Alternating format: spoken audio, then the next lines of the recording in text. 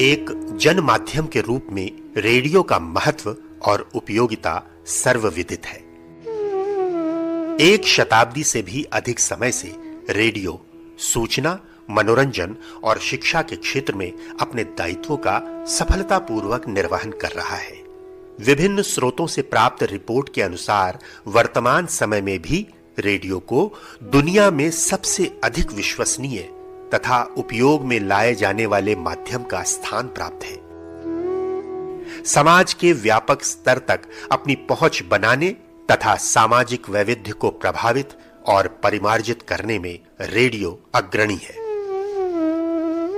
वैश्विक स्तर पर रेडियो की इसी प्रतिष्ठा को सम्मानित करने के उद्देश्य से हर वर्ष 13 फरवरी का दिन विश्व रेडियो दिवस के रूप में मनाया जाता है। यूनेस्को द्वारा 2012 में आहूत अपने सामान्य सत्र में 13 फरवरी को विश्व रेडियो दिवस के रूप में अंगीकृत करने का निर्णय लिया गया था। तब से प्रतिवर्ष किसी भाव या थीम पर वर्ल्ड रेडियो डे या विश्व रेडियो दिवस मनाने की परंपरा चली आ रही है। इस बार वर्ल्ड रेडियो डे की थीम है radio, a century informing, entertaining and educating. एक विधा के रूप में रेडियो ने भारत में एक लंबा सफर तय किया है। जनवरी 1936 में इंडियन स्टेट ब्रॉडकास्टिंग सर्विस से आरंभ हुआ था प्रसारण का सफर। उसी वर्ष जून में इंडियन स्टेट ब्रॉडकास्टिंग सर्विस से बदलकर इसका नामकरण किया गया ऑल इंडिया रेडियो। 21 वर्ष बाद 3 अक्टूबर 1957 को ऑल इंडिया रेडियो का नाम आकाशवाणी किया गया। आकाशवाणी अपने इसी नाम के साथ जनसामान्य में लोकप्रिय हुआ और आज भी भारत में रेडियो विधा के ध्वजवाहक के रूप में स्थापित और सम्मानित है। तमाम परिवर्तनों और चुनौतियों के बाद भी आकाशवाणी की यशस्वी यात्रा जारी है। आइए जरा सुने इस शानदार जनमाध्यम के प्रति क्या है लोगों के विचार। मैं गौरव सैनी कुरुक्षेत्र हरियाणा से संबंध रखता हूं।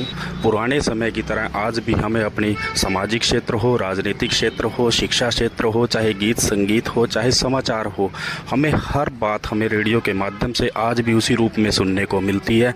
रेडियो हमारी एक पुरानी धरोहर है और मैं चाहता हूं कि रेडियो आगे भी इसी तरीके से उन्नति और प्रगति के पथ पर देशवासियों के हित में अपनी बात रखने और कहने सुनने के लिए कार्य करता रहे।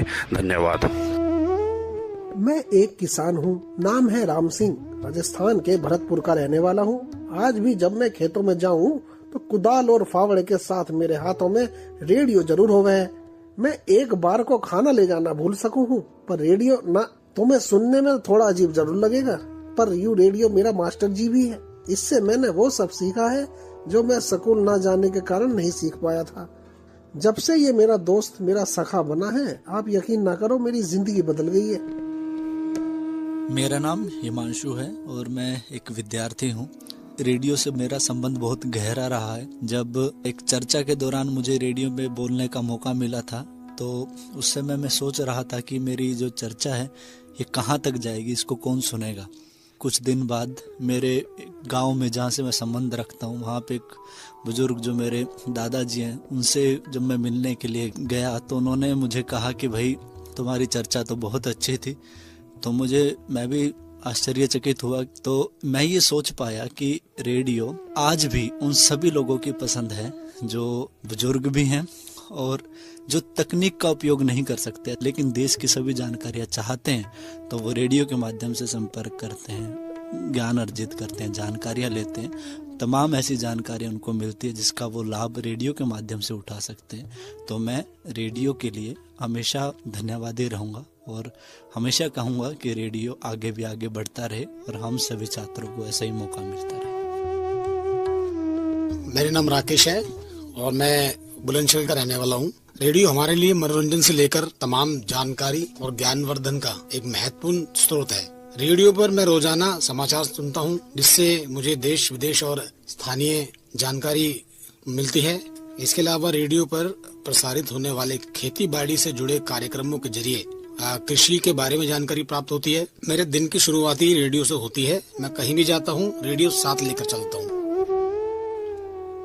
आप है डॉक्टर रमाकांत राय, उत्तर प्रदेश के इटावा जनपद में एक कॉलेज में हिंदी के विभागाध्यक्ष और साहित्यकार।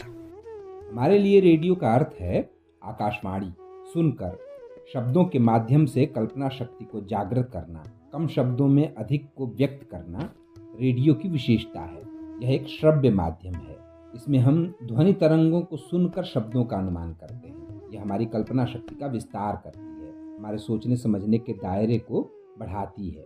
रेडियो सुनना शब्दों की दुनिया से संपर्क रखना।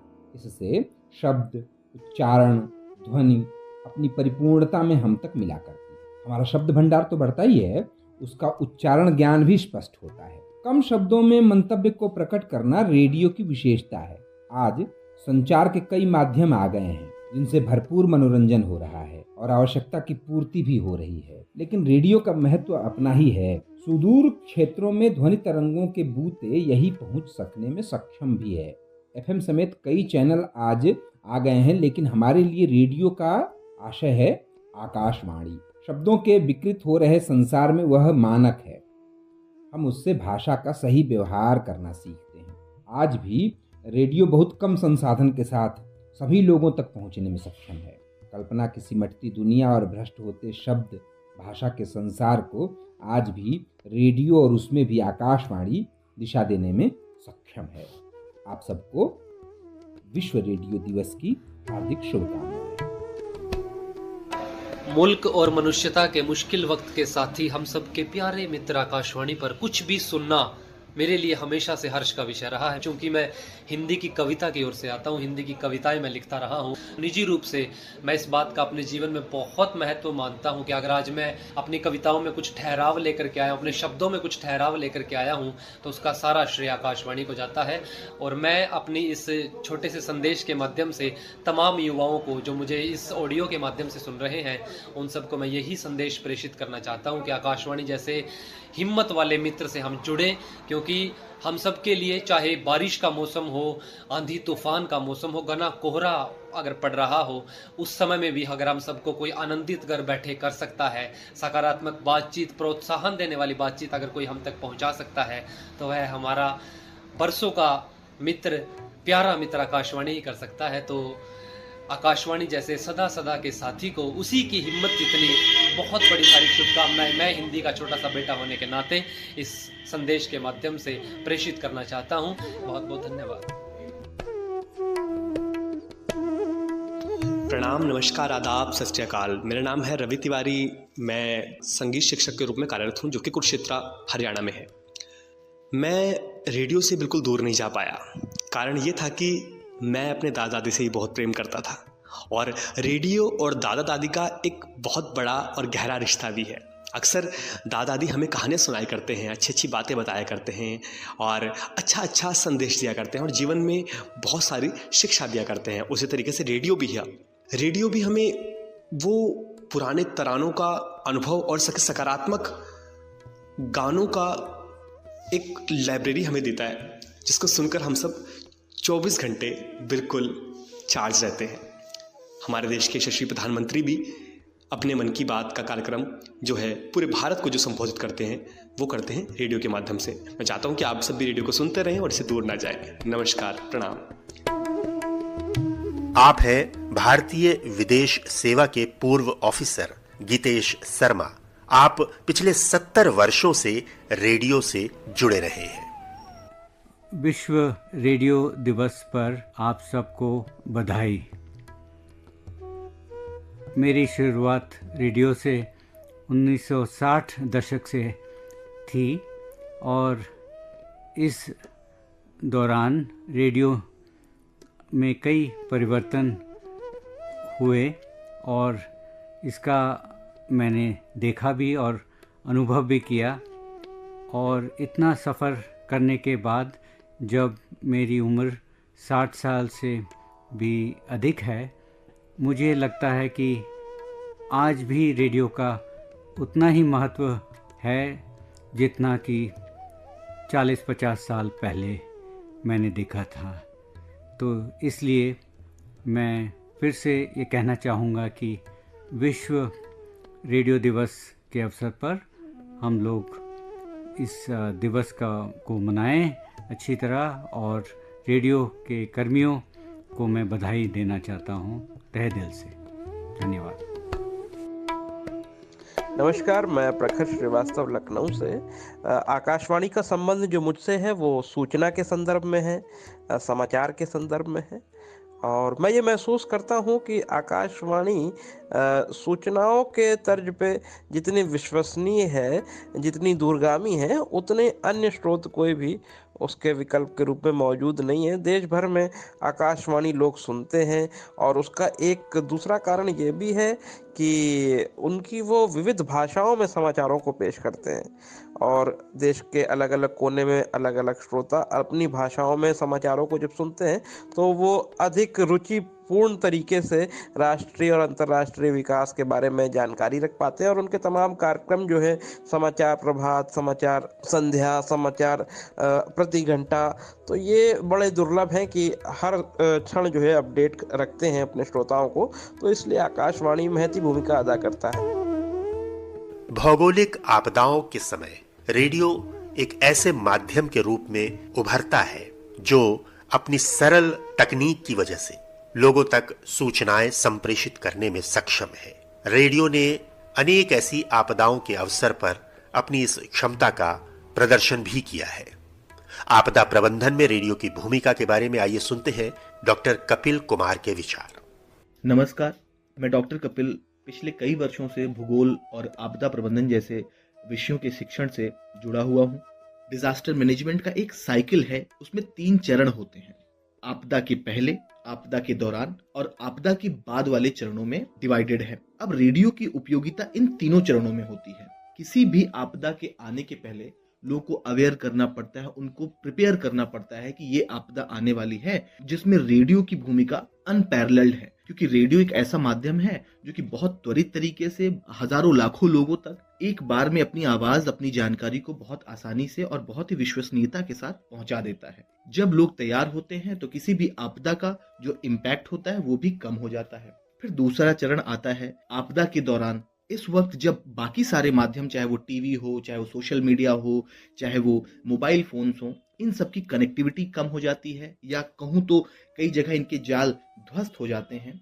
ऐसे वक्त पर जो रेडियो होता है, जो कि एक बैटरी के बल पे भी चलता है, वो बहुत ही उपयोगी होता है। रेडियो के स्टेशंस को एनहांस करना या लगाना भी बहुत आसान हो जाता है सरकारों के लिए। अब आपदा के दौरान चाहे वो रेस्क्यू ऑपरेशन हो, सर्च ऑपरेशन हो, किसी चीज को रिस्पॉन्ड करना हो, इन सारी चीजों में रेडियो बहुत ही उपयोगी होता है। अगर हम याद करें तो केदारनाथ त्रासदी के दौरान नेपाल में जब अर्थक्वेक आया था, और हमारे जो तटीय इलाकों में अक्सर चाहे वो मिचुआंग साइक्लोन हो, चाहे वो फानी रहा हो, हुदहुद रहा हो, इन सब के दौरान उड़ीसा गवर्नमेंट ने, आंध्र प्रदेश गवर्नमेंट ने रेडियो के उपयोग पर आपदा प्रबंधन में बहुत ही ज्यादा बल दिया था। आपदा के बाद के दौर में रेडियो बहुत उपयोगी हो जाता है जब लोग बहुत ही हताश और परेशान होते हैं। हम इस दौर में रिकवरी और रिकंस्ट्रक्शन करना चाहते हैं। इस रिकवरी और रिकंस्ट्रक्शन में केवल हम फिजिकल बिल्डिंग्स नहीं, मानसिक तौर पे भी लोगों की रिकवरी और रिकंस्ट्रक्शन हो, जिसमें रेडियो बहुत ही अच्छी भूमिका निभाता है। चाहे वो शेल्टर के बारे में बता के, दवाओं और राशन के बारे में जानकारी उपलब्ध करा करके, या फिर मानसिक तौर पे लोगों को सक्षम और सबल बनाने के लिए कुछ ऐसे प्रोग्राम्स जारी कर सकता है जो लोगों को मजबूत बनाए। कम्युनिटी रेडियो, हैम रेडियो, जिनका इस्तेमाल इंडिया में भी बहुत हद तक हो रहा है, लेकिन इसको हम किस तरीके से नई टेक्नोलॉजी के साथ छोटे छोटे डिवाइसेस में, या फिर इसके उपयोग और इसका जो प्रचलन है उसको हम किस तरीके से बढ़ा सकते हैं। ऐसे वक्त में जब यूनाइटेड नेशंस की IPCC 6 रिपोर्ट ने भी ये सजेस्ट किया है कि आने वाले वक्त में क्लाइमेट चेंज और ग्लोबल वार्मिंग की वजह से ये जो आपदाएं हैं, इनकी आवृत्ति में भी और इनके प्रभाव में भी बहुत ही ज्यादा वृद्धि होने वाली है। इसका मतलब ये है कि आने वाले समय में आपदाएं ज्यादा आने वाली हैं। इसीलिए हमको आज जरूरत है कि रेडियो की उपयोगिता और उसके महत्व, उसके प्रचलन में भी वृद्धि की जाए। उत्तराखंड में केदारनाथ की त्रासदी हम सबको याद है। आइए सुनते हैं आपदा के उसी समय रेडियो ने किस तरह अपनी भूमिका का निर्वहन किया था। मैं डॉक्टर योगेश धस्माना, स्वतंत्र पत्रकार, उत्तराखंड। मैं समझता हूं कि आज 21वीं सदी में भी आकाशवाणी की जो उपादेयता है वो अन्य किसी माध्यम से कहीं ज्यादा प्रभावी है। मुझे आज भी याद है कि 2013 में जो केदारनाथ में जल आपदा आई थी, उस दौरान सबसे विश्वसनीयता किसी माध्यम की थी तो आकाशवाणी की थी।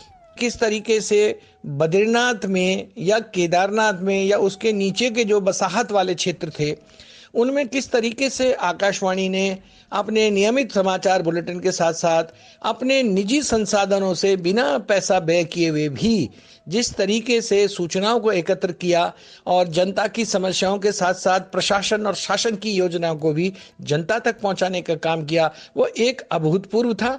और मैं ये उम्मीद करता हूं कि आज भी पर्वतीय क्षेत्रों में, खासकर जो बॉर्डर डिस्ट्रिक्ट्स हैं हमारे, जो आपदाओं का एक क्षेत्र रहा है, अगर मैं चमोली की बात करूं तो 72 गांव आज भी चिन्हित हैं आपदा से ग्रस्त, जिनको रिहेबिलिटेट किया जाना है।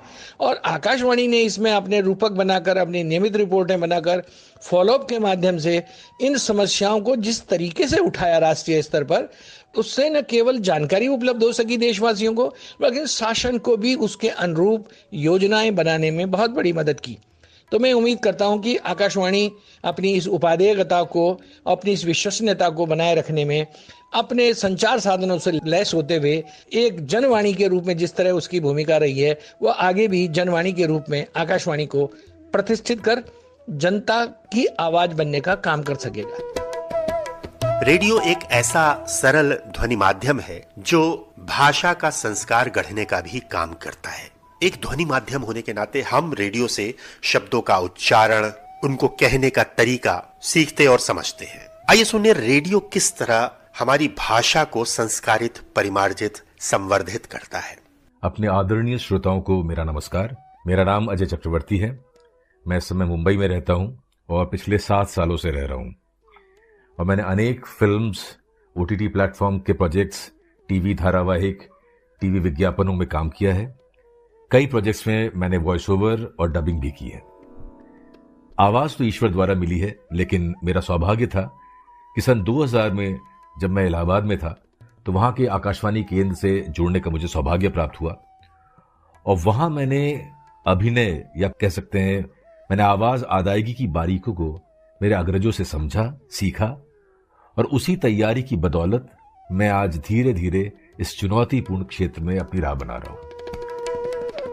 अगर कुछ यहाँ की बातें करें तो अक्सर मुझे ये कॉम्प्लीमेंट मिलता है, लोग प्रशंसा करते हैं कि आपका तलफ़ुज़ बहुत साफ है, आपकी हिंदी बहुत अच्छी है, आपकी उर्दू भी कमाल की है, क्योंकि यहाँ पे बहुत ज़्यादा लोग उर्दू समझते नहीं हैं। एक बहुत मज़ेदार वाक़या था जहाँ पे एक मैंने विज्ञापन किया था जिसमें मैंने अदायगी की थी, मैंने अभिनय किया था, एक कैरेक्टर किया था।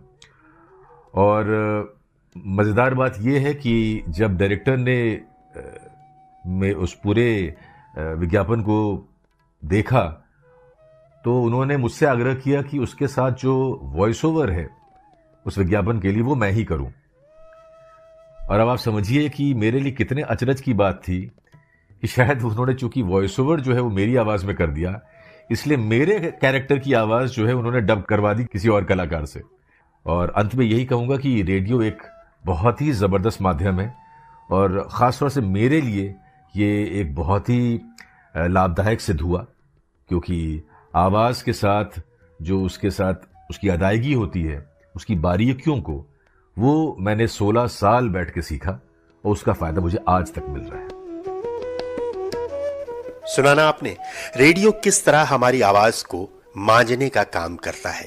जाने कितने लोगों ने रेडियो सुन सुनकर भाषा का संस्कार सीखा होगा। बदलते समय में रेडियो के सामने नई चुनौतियां आती रहती हैं। आइए सुने वरिष्ठ पत्रकार और इलाहाबाद विश्वविद्यालय के सेंटर ऑफ मीडिया स्टडीज के प्रमुख डॉक्टर धनंजय चोपड़ा क्या बता रहे हैं। एक ऐसे समय में जब आर्टिफिशियल इंटेलिजेंस की दुनिया बड़ी हो रही है, रोबोटिक्स की दुनिया बड़ी तेजी से बड़ी हो रही है, स्क्रीन पर लोग आंख अड़ाए हुए हैं और हमसे ये कहा जा रहा है कि हमें ऑडियो की दुनिया की ओर लौटना पड़ेगा।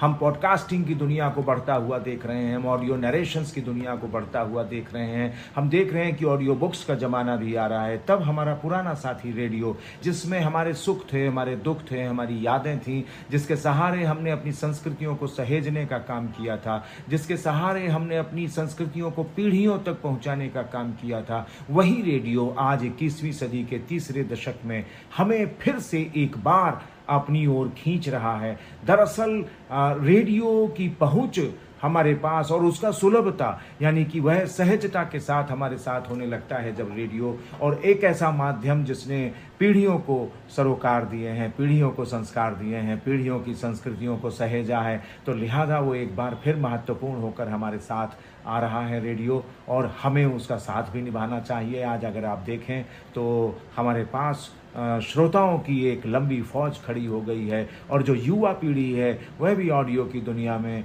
अपने आप को प्रस्तुत करने में, माहिर बनाने में लगी हुई है। लगातार बहुत सारे ऐसे आवाज़ें, पुख्ता आवाज़ें हमारे सामने आ रही हैं जिनको अभी तक हमने नहीं सुना था, उनको भी सुनना जा रहा है। ये समय ही ऐसा है कि नई नई नवाचार किया जाए, और ऑडियो की दुनिया में तो ऐसे नवाचार हो रहे हैं जिनसे ये लगता है कि आने वाली दुनिया में रेडियो, आने वाले समय में जो रेडियो होगा वो एक अद्भुत अप्रतिम तरीके से हमारे साथ होगा। मैं ये मानता हूँ कि रेडियो की दुनिया हमेशा हमारे साथ रही है और रहेगी, क्योंकि जितनी सहजता से, जितनी सुलभता से हम अपनी संस्कृतियों को, अपने सरोकारों को और अपने संस्कारों को रेडियो के माध्यम से अपनी पीछे आ रही पीढ़ियों तक पहुंचा सकते हैं, उतनी सहजता और सरलता से अन्य किसी माध्यम से नहीं पहुंचा सकते हैं।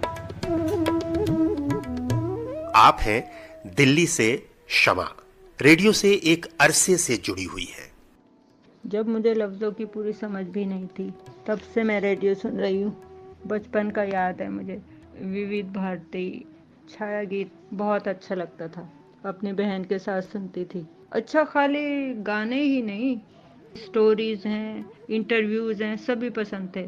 टीवी जब इतना पॉपुलर नहीं था, उसके बाद जब FM आया, मेरी शादी हो गई। ज़्यादातर प्रोग्राम, गज़ल, सॉफ्ट म्यूज़िक सब बस रेडियो चला देना सुबह और सुनते रहें और काम करते रहें। बहुत मज़ा आता था।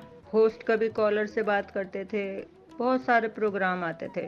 रेडियो का अपना ही मज़ा है, काम चल रहा है, एंटरटेनमेंट भी हो रहा है, टाइम का पता ही नहीं चलता था। अच्छा, खाली हमने सुनना ही नहीं है, नॉलेज भी काफ़ी बढ़ती थी हमारी इससे। मैं कानपुर से अनीता मिश्रा। मुझे आकाशवाणी के लिए यही कहना है कि इसका बहुत अहम रोल बचपन से लेके आज तक जिंदगी में रहा है। कोई भी काम करते हुए बैकग्राउंड में ये हमेशा चलता रहता है, और खासकर हम जैसे म्यूजिक प्रेमी जो बिना म्यूजिक के कुछ भी नहीं कर सकते हैं, उनके लिए तो इसका बहुत ही इम्पोर्टेंट रोल है। इवन वर्क प्लेस में भी काम से थोड़ा जब रिलैक्स करने का मूड हुआ, कुछ देर के लिए आकाशवाणी सुन लिया, तो ये एक तरह से दिन भर किसी न किसी तरह से साथ रहता है। विश्व रेडियो दिवस रेडियो की विधा को एक माध्यम के रूप में मनाने का अवसर है। साथ ही ये दुनिया भर में रेडियो प्रसारकों के मध्य अंतर्राष्ट्रीय सहयोग स्थापित करने और सुदृढ़ करने का भी अवसर प्रदान करता है। इस दिवस को मनाने के पीछे कुछ मुख्य उद्देश्य भी हैं, जैसे जन सामान्य में लोक प्रसारण के मानक तय करना और जागरूकता का प्रसार, अंतर्राष्ट्रीय प्रसारकों के मध्य अंतर संबंधों को सुदृढ़ करना और मुक्त तथा स्वतंत्र रेडियो को बढ़ावा देना। भारत में एक लोक प्रसारक के रूप में आकाशवाणी सतत इस कार्य में अग्रसर है और विश्व रेडियो दिवस के अवसर पर अपने इस संकल्प हेतु प्रतिबद्ध है।